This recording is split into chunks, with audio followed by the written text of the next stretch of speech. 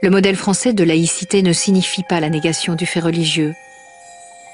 L'homme ne serait pas l'homme s'il ne s'interrogeait pas sur l'origine du monde et la fin des choses.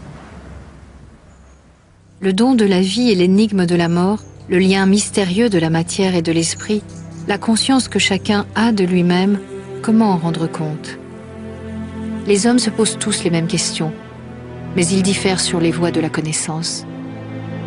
Faut-il préférer la raison logique, la méditation intérieure, la révélation d'en haut?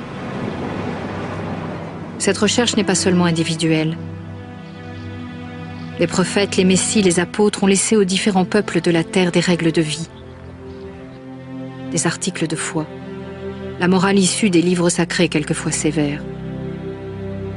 Le culte peut prendre des formes visibles, démonstratives, exaltées même.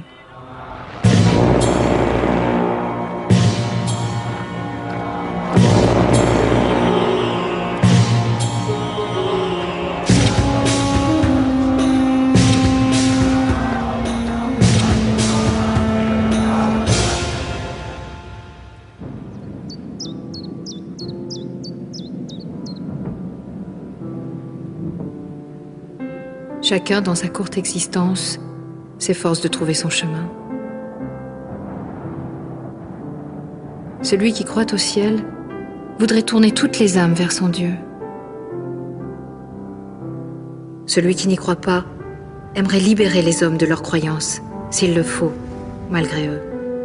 L'un, dans sa ferveur, souhaite renforcer la religion par la puissance de l'État pour soumettre les hommes à la loi divine.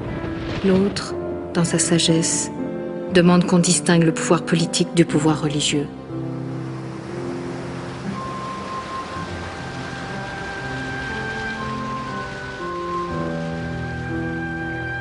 Le compromis de 1905 nous vient en héritage. La laïcité n'est pas une croyance de plus, ni une religion de l'incroyance. Elle signifie la neutralité de l'État en matière de religion. C'est elle qui permet à toutes les croyances de coexister en paix dans un même pays.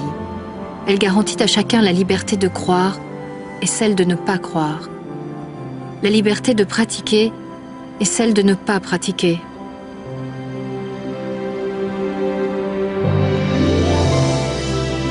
Elle donne à tous la faculté la plus rare dans le monde et la plus précieuse pour l'esprit, la liberté de douter.